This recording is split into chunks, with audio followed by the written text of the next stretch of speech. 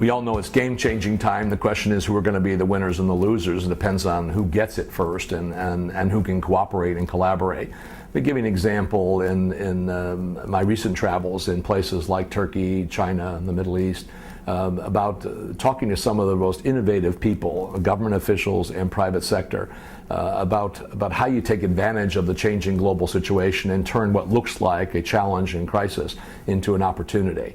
The first is the mindset. The mindset we have is that security and stability is very much determined by defense and by military. That is still a big piece of it, but in places like, you go to Abu Dhabi, places in the Gulf, they'll tell you that that's not the game. The game has to be just as much emphasis on education, on innovative economy, on energy efficiency, these kinds of things which are going to determine the future.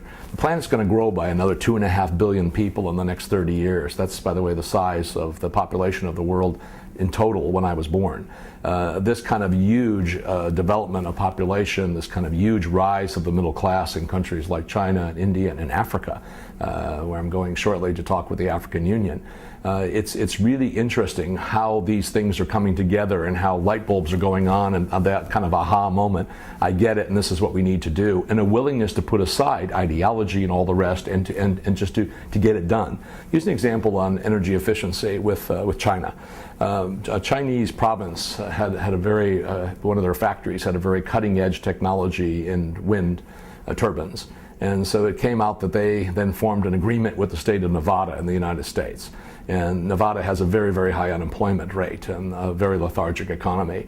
How about a factory employing 1,000 people, the largest in North America, with the latest, most advanced technology in wind turbine generating? That's exactly what's being done with a lot of Chinese technology, by the way. $1.5 billion of Chinese capital, private financing, and matched by several billion dollars of private American financing. That's the kind of thinking that we have to do in this new world. It can no longer be about borders. It can no longer be about traditional ways of looking at things. It now has to be done in a very, very different way. And I'm really encouraged in my talks around the world about how this idea is being caught, is catching on. People, smart people everywhere are getting the idea. And what we need to do now is to move ahead and to promote this kind of cooperative thinking where truly East and West work together for the benefit of everyone.